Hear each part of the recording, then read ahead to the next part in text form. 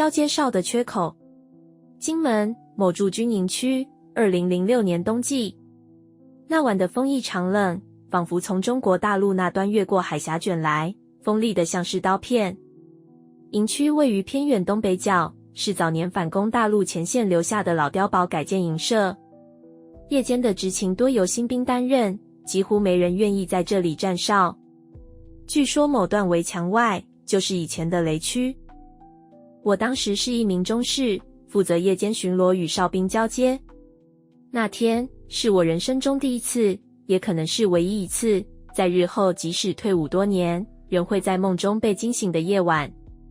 那名失踪的士兵叫做江冠宇，是个安静的新训兵。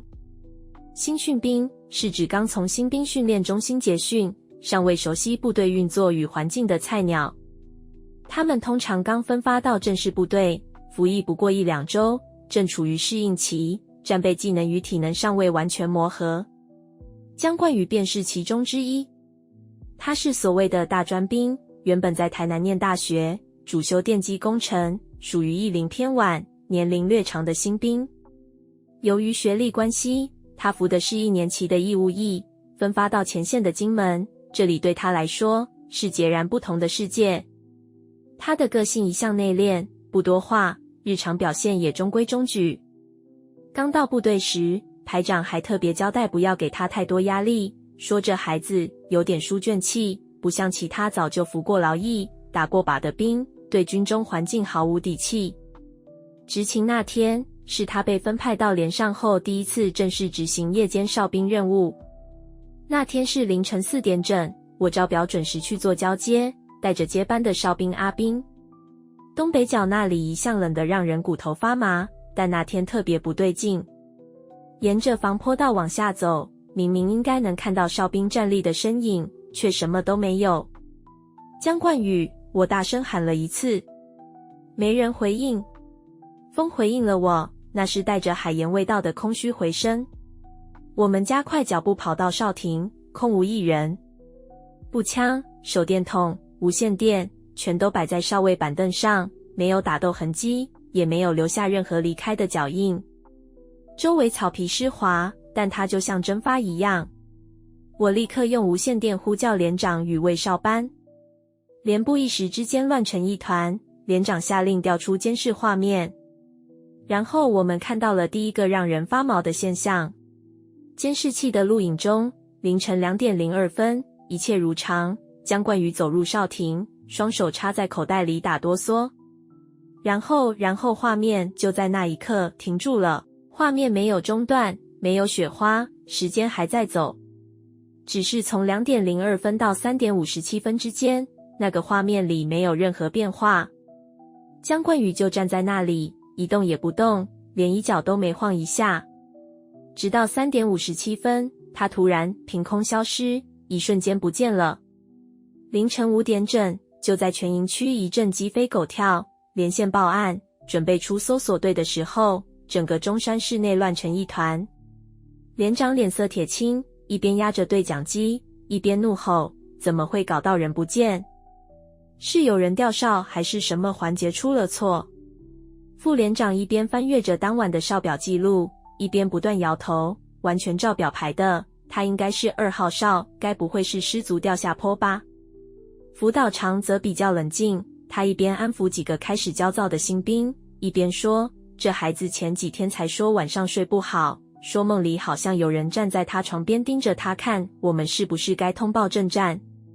而同一时段的其他哨兵也纷纷传回异常情况。东南角3号哨表示在夜间2点半左右，突然无法与江冠宇的无线电取得联系，原以为是电波死角。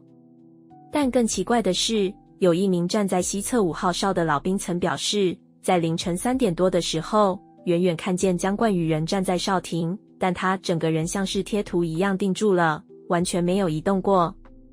他一直站着没动，连呼吸都看不出来，我本来还以为是人形吧，那名老兵这么形容。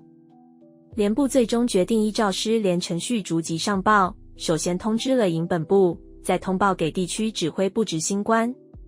上级在半小时内回传讯息，要求封锁现场，拍照记录并备妥完整录影资料，暂列异常失踪待查。这起事件在内部虽未立即列为重大事故，但因人在校尉、突然消失、监视器画面异常等关键字，已被归档为潜在特例，准备后送调查。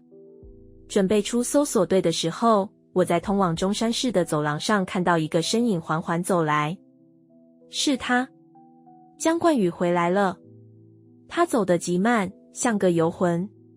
他的眼神呆滞，脸色惨白，嘴唇发紫，脚步像没受过军训的小孩，一跛一跛的。他身上的外套湿透，手掌与鞋底满是泥泞，但他什么都没带回来，枪还在哨亭里。我们立刻将他带到医务室，卫生室做了初步检查，除了轻微脱水，没有外伤，精神却异常恍惚。我一直都在那里啊，他喃喃说着。你记得自己去哪了吗？我没有离开，我没有，只是……他闭上眼，声音低得几乎听不见，只是天黑了一下，然后就听见有人在叫我。第3段回溯与重演。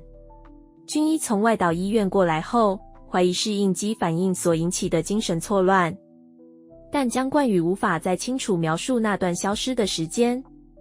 卫哨士兵回报姜冠宇自行走回营区后，消息第一时间传回中山市，全体人员短暂沉默，接着爆出一连串混乱声音。真的假的？真的回来了？那不是失踪1小时吗？怎么可能就这样走回来？连长脸色铁青，一边调出画面回放，一边重复问副连长，监视器那段怎么回事？他明明就没走出去，也没走回来，难道是在哨位原地瞬移不成？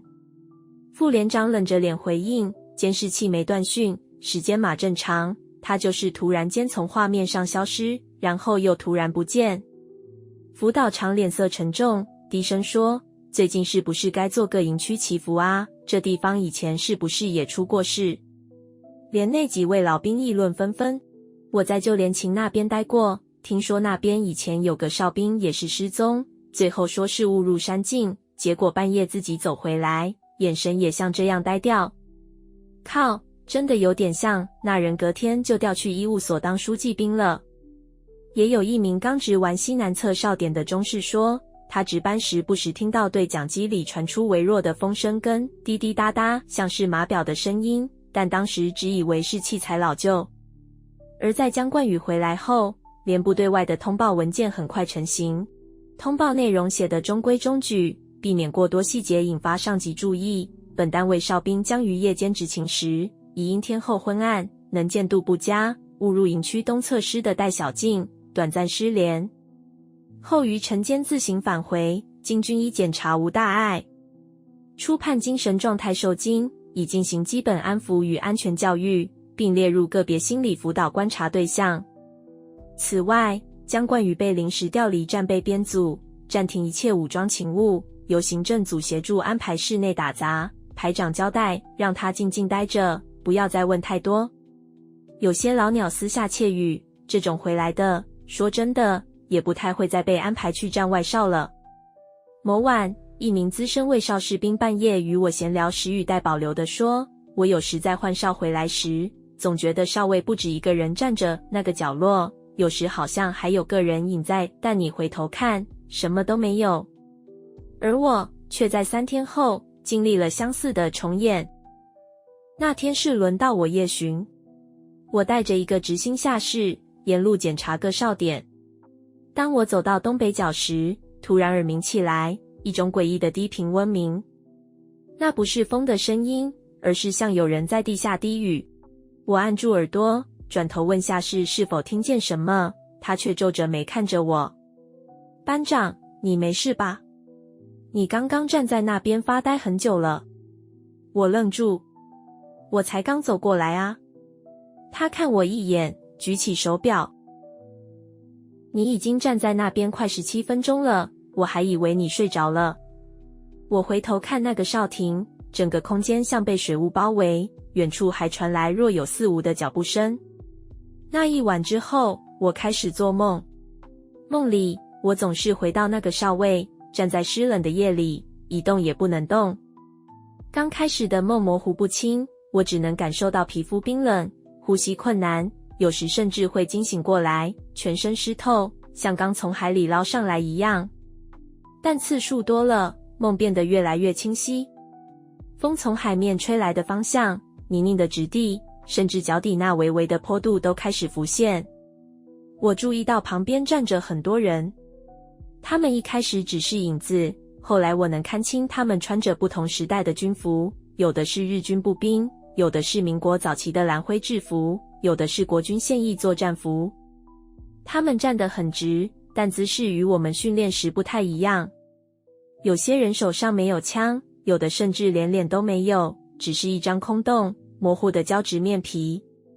但奇怪的是，我不再像第一次那样惊恐万分，反而感受到一种沉重却熟悉的感觉，就像我和他们之间有某种连结。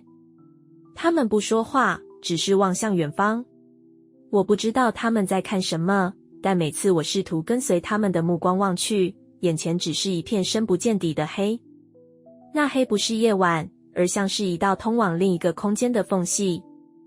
那一刻我有种莫名的明悟，这些人也许从未离开过，也许他们都在等着什么。而我开始怀疑自己，也已经在那一夜被某种看不见的力量推进了那条线的另一端。第4段，碉堡里的门。有人建议将整段地基挖开查勘，于是后勤工程兵部队来了，沿着哨亭下方进行局部清理，想找出是否有地下水道或危险陷坑。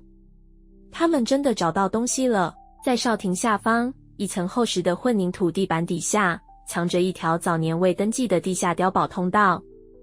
通道笔直，长达50公尺，尽头是一扇生锈的铁门，门上写着进入。这显然是老国共对峙时期留下来的遗构，早就被封存。当工兵队准备开门时，其中一人突然昏厥，倒在地上，口中喃喃喊着站好，不要乱跑，不能动，快回来。这是姜冠宇回来时曾说过的话。我们最终没有打开那扇门。连部当晚下令封死通道，填回水泥。施工队进驻，将2号哨亭整个拆除，改建成小型雷达仓库，并设立围篱。最终段，谁还在站哨？我退伍多年，已搬离台湾本岛。某次偶然参加老兵聚会，一位金门当地的长辈与我闲聊，提到年轻时常见军人站在那片湿地的角落抽烟。他说那些人都很安静，不说话，只有影子会晃动。我还记得其中有一个总是站着不动，一整晚，我隔天再去看，他还站着。我背脊一凉，你确定那不是哨兵在站哨？老人摇摇头，站哨的哪会没影子？我沉默良久，决定不再追问。后来偶然重看那年留下的营区监视器画面备份，在一段画面快转时，我看见一个短短几秒的异常。凌晨3点57分，哨位空无一人，画面一闪，墙边出现一张脸，没有身体，只是脸漂浮着。画面再闪，那脸就消失了。故事就到这边，喜欢的话别忘了按赞、订阅，会持续创作出更多不可思议的故事。我们下次见。